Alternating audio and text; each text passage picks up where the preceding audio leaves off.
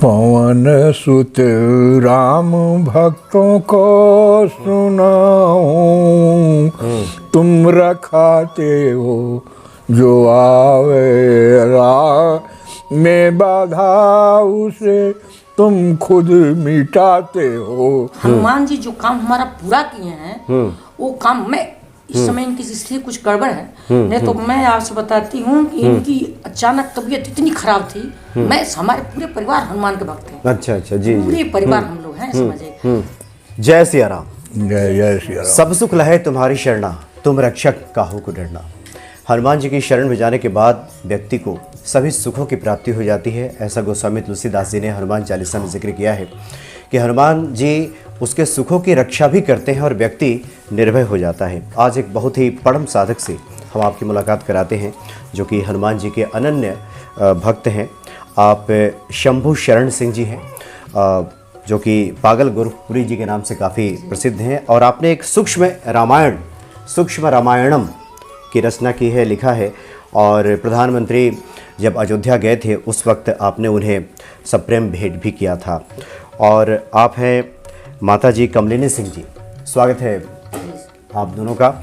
और सबसे महत्वपूर्ण बात यह है कि हनुमान जी की के आराधक राधिका तो हैं ही, भगवान श्री राम की जो पावन नगरी है अयोध्या, आप वहाँ दोनों निवास करते हैं। संत तुलसीदास घाट है, लश्करी हनुमान मंदिर, ये नया घाट अयोध्या जी में, जो कि हनुमानगढ़ी से 2-2.5 किलोमीटर की दूरी पे होगा, सरजू जी की तरफ व्यवस्थित है।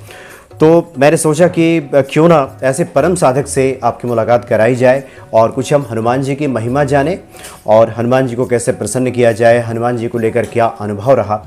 और महत्वपूर्ण बात यह भी है कि आप 12 साल तक मौन व्रत आपने धारण किया और फलाहार का सेवन किया और हनुमान जी की आराधना में लगे रहे। स्वागत है आपका बाबा जी।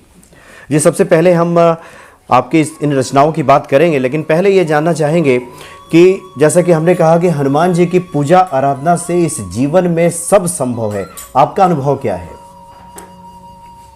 मैंने कहा आप कि सब सुख रहे तुम्हारी शरणा, तुम रक्षक काहू को डरना। जी, इसमें दो राय नहीं है।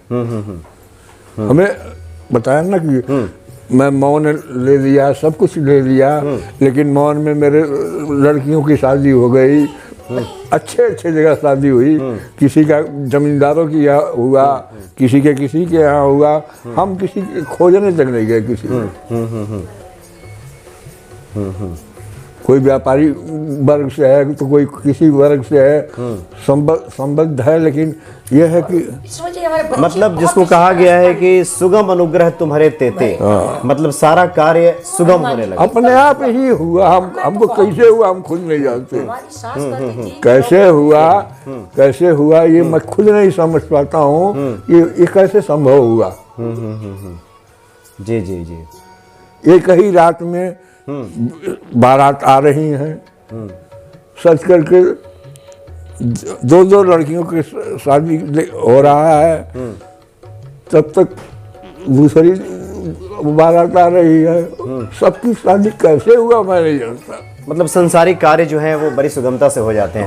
थोड़ा हम आपसे जानना चाहेंगे कि हनुमान जी के भक्ति के प्रति आप प्रेरित कब से हुए? वैसे तो अयोध्या में आप जो रहता हो भगवान श्री राम की नगरी में, उसके क्या कहने, लेकिन आप कब से प्रेरित हुए हनुमान जी की भक्ति के प्रति? मैंने कहा ना कि सबसे पहले मैं गांव में रामलीला खेलता था। अच्छा। जब राम की लीला खेलता था तो उसमें हर तरह के पार्ट अदा करता था। तो मैं एक तरह से 12 साल रावण बना, 12 साल परशुराम बना, और वो चीजें तो सब दशरथ भी बने। तो ये सब बनने के बाद फिर मैंने समझा कि राम है क्या। अच्छा अच्छा, जी जी। फिर मेरे समझ में आया कि राम क्या है।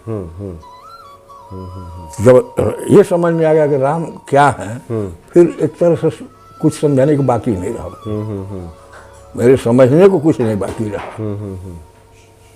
मतलब उस तरह के अभिनय करने के बाद अलग अलग जो रामायण के किरदार है निभाने के बाद, जी जी जी, और वो भी कम से कम यानी 12 साल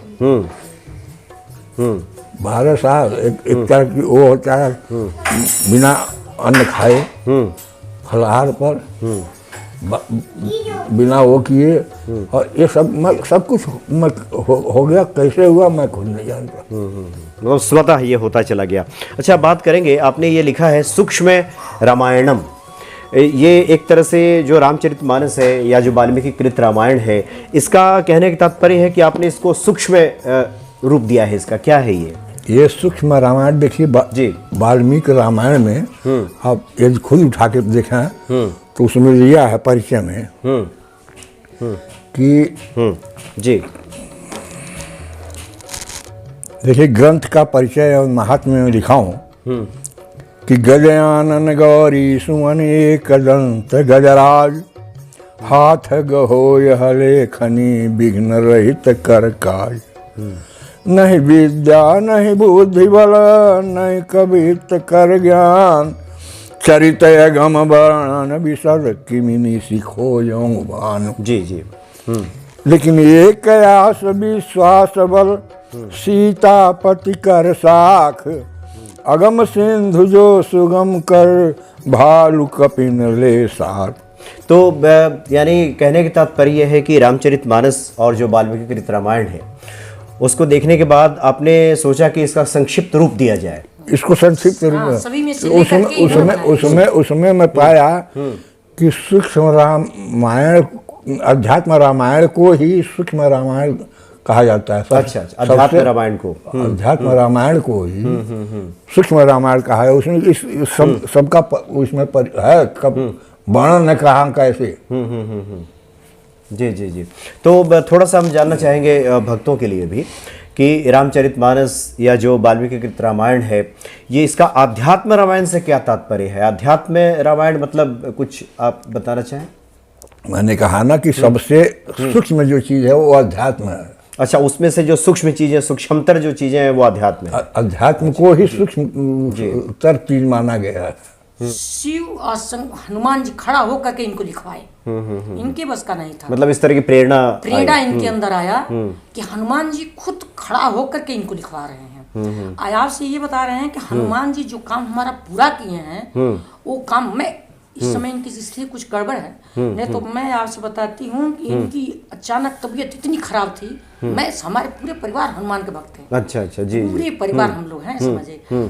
तो कोई पंडित ने कहा इनके ग्रह चल रहा है, इनके हॉस्पिटल में एडमिट थी। अरे बहुत पहले की बात है, मैंने कम से कम 8 साल हो गया, 9 साल। तो फिर उन्होंने कहा महामृत्युंजय जाप करवाइए अयोध्या बाबा। तो मैं थोड़ी ज़्यादा ही पैसा समझी। फिर उनके बाबा कोई और रास्ता है? तो उन्होंने कहा कि है 11 बार अगर हनुमान चालीसा रोज पढ़े तो ये कष्ट दूर हो जाएगा। अच्छा, 11 हनुमान चालीसा का पाठ किया हाँ, जैसे पूजा करने के बाद 11 बार हनुमान चालीसा पूरा करो। तो हम इन्होंने 1 आध दिन किए, उसके बाद कहा हमारे बस के नहीं है। तो मैंने कहा मेरे बस का है। तो हम समझिए 3 साल के दिन हो गया। मैं 11 बार सुंदर हनुमान चालीसा का पाठ करती हूँ, 10 बार वैसे कर लेती हूँ, 11वें बाद पूरा पढ़ती हूँ, नागेंद्र हार लेके पूरा हनुमान चालीसा। तब से भगवान ऐसा हमारा काम सुगम किए, इनकी कष्ट न समझिए, न पंडित, न पूजा, न पाठ, न कुछ, सब कुछ हो गया। और अभी करती हूँ, अभी भी समझ, मतलब 11 हनुमान चालीसा अभी भी पढ़ती हैं? पढ़ती लगातार। जी, जी। और शनिवार को, मंगलवार, आइए तो रोज सुंदरकांड करते हैं, डेली, अभी भी करते हैं, अभी भी कुछ याद इनको नहीं है, रोज डेली आपसे दिखाएंगे। हम तो शनिवार मंगलवार को पूरा परिवार हमारा करता है हनुमान सुंदरकांड। थोड़ा ही खाली किताब खोलती हूँ, मुझे याद है, समझ जाइए। लेकिन ये जो है ना रोज करते हैं, लेकिन अब भूल जाते हैं। हाँ, थोड़ा उम्र का भी असर है, और जैसे आपने कहा कि थोड़ी सी बीमार भी है। जी जी, कोरोना वाला बीमारी, उसके बाद ये तो ये भूल जाते हैं ना। ये जैसे रोज पढ़ते हैं।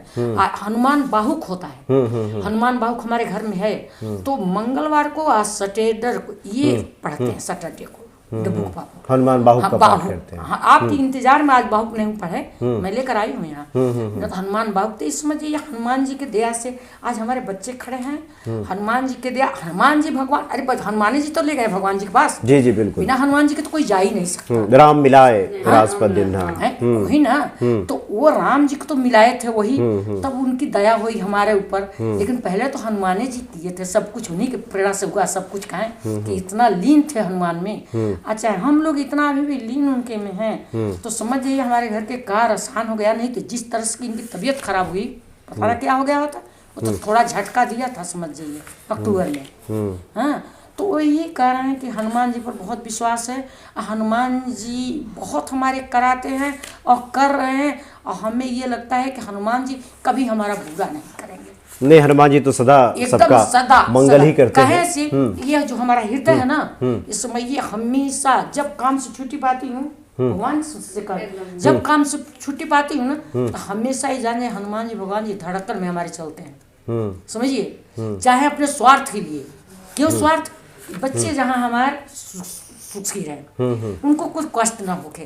कहे हम रहते हैं अयोध्या में, बच्चे रहते इधर उधर, तो हम ये कहते तू मतलब मान लेती हो। हम कहते चाहे मतलब समझिए, चाहे जो मन की बात है मैं कह रही हूँ कि भगवान हनुमान जी से यही कहती हैं कि हनुमान जी बच्चे हमारा जहाँ रहें, खाए पिए आराम से रहें, उनको कोई घटना ना हो, अच्छी तरह से रहें।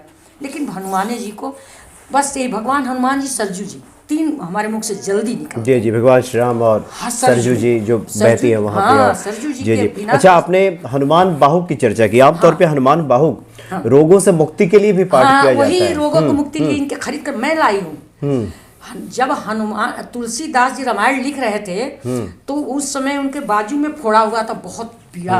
अब वो समझिए लिखते समय उनको बहुत दर्द हो रहा था, उसी पर तुलसीदास जी ने लिखे हैं ये हनुमान बाहुक।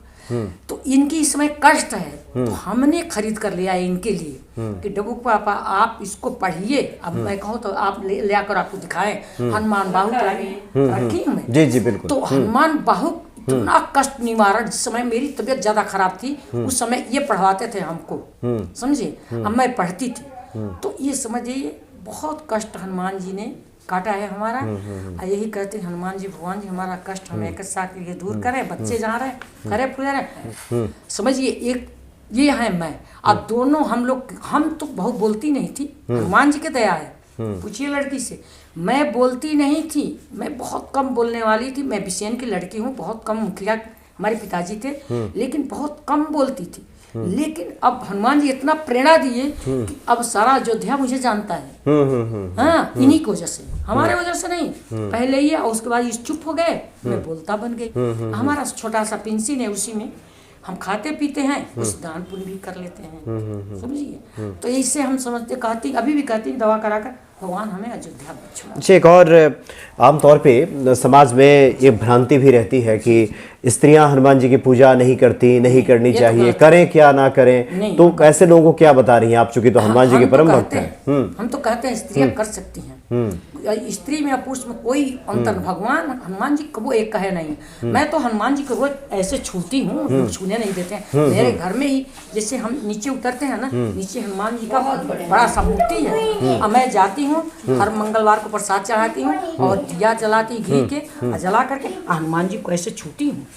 हाँ, हम सब लोग करें। हम पहले सुनती थी, जब गांव में रहती थी, सुनती थी कि ये स्त्री नहीं करती है कि भगवान हनुमान जी के लिए किसी को, स्त्री पुरुष को कोई दुरावा नहीं है। हाँ, स्त्री पुरुष का कोई भेद नहीं है। नहीं, ईश्वर की नजर में साफ सुथरा रहे, शरीर साफ सुथरा रहना चाहिए। अंदर तो पता नहीं क्या क्या भरा है, जानते हैं, कोई नहीं जानता, लेकिन अपने तरफ से साफ सुथरा है। और हनुमान जी पुरुष का भी है, स्त्री का भी है। खाली चंदन लगा लेने से और खाली गेरुआ वस्त्र पहनने से हम समझ जाइए साधु नहीं समझते हैं।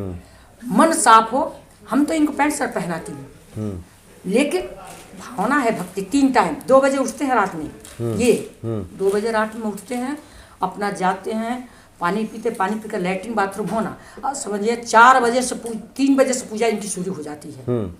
और ये जब 4 बजता है तब ये हम उठाते हैं, तब मैं उठती हूँ। उसके बाद मैं अपना नहाती धुआती पूजा पाठ करके दोनों हम लोग, उसके बाद अंधेरा रहता है तभी हम लोग टहलने 2 किलोमीटर निकल जाते हैं, समझिए। जी जी जी।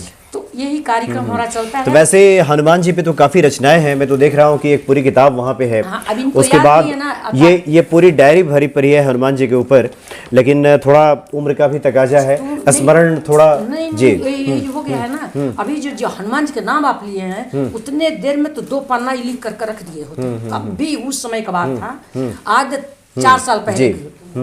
तो देखिए कुछ रचनाओं को मैं देख भी रहा था जो इसमें उन्होंने लिखा है। हनुमत विनय, हाँ, हनुमत विनय लिखा है कि पवन सुत राम भक्तों को सुना हो तुम रखवाले हो, जो आवे राह में बाधा रखवाते हो। रखवाते हो। अच्छा आप जरा पढ़ के बताइए जी।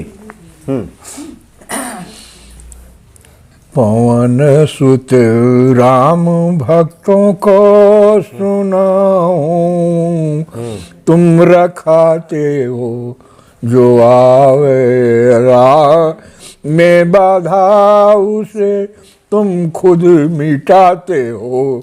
और आखिर में एक और हम आपसे जानना चाहेंगे, चूँकि अब तो थोड़ा आपको हनुमान जी को लेकर के इतना अनुभव है, हनुमान जी की साक्षात कृपा आप पे रही है, आपके तो जीवन के सभी कार्यों को हनुमान जी ने सुगम बना दिया। नई पीढ़ी के लोगों के लिए हनुमान जी की भक्ति में लोग उतरे, हनुमान जी की पूजा आराधना करें, ऐसे लोगों को क्या आप बता रहे हैं, क्या संदेश? यही कहेंगे कि सब कुछ उनको सुलभ है, जो चाहे वो पा सकते हैं, लेकिन सच्चे दिल से। सबरी झूठी बेल खिलाई श्री राम को जी। क्योंकि उस दिल जो था उसका राममय था, इसलिए वहाँ वो छोटा बड़ा नहीं देखे, भीलन और जात कुजात नहीं देखे। वहीं लक्ष्मण ने उसको झूठा समझ करके चुपके से इधर उधर फेंक दिया, वही संजीवनी बूटी हुआ जा करके, और फिर उनके प्राण को बचाने के लिए वो संजीवनी लाना पड़ा था हनुमान जी को। तो इस तरह इस कलयुग में हनुमाने सहाया हो सकते हैं। अच्छा, इस कलयुग में जो हनुमान जी की भक्ति कर लिया उसका बेड़ा पार है, समझ जाइए। मैं तो समझती ये और अपना अपना सोच है, अपना अपना समझ है, अपना अपना। लेकिन आप लोगों का ये जीवन का पूरा निचोड़ है, ये अनुभव है कि हनुमान जी की पूजा आराधना कोई करे तो निश्चित तौर पे उसको सभी फलों की प्राप्ति हो सकती है। लड़की लड़का सबको सिखाती। बेटा तो हमारा 3 ही साल का था तभी से हनुमान जी का व्रत करना और हनुमान साथ साथ में रामायण पढ़ना, तब बोलते थे ना छोटे, जब मौन व्रत ले लिए तो उसका तो ये हनुमान जी की भक्ति करता है, हनुमान जी के व्रत करता है, हनुमान चालीसा जी। यानी को नहीं जानत है जग में कभी संकट मोचन नाम तिहारो। हनुमान जी की पूजा आराधना से ही हमारे संकटों का नाश हो सकता है। और कलयुग की, जैसा कि आपने सुनाया भी कविता में, कि भाव बाधा को हरने वाले तो हनुमान जी ही हैं। और तभी आपकी भाव बाधा मिटेगी और सांसारिक सुखों के साथ साथ आध्यात्मिक उन्नति की ओर भी हम अग्रसर होंगे। जी बहुत बहुत धन्यवाद आपका। जय सिया राम। जय सिया राम। जय जय श्री राम।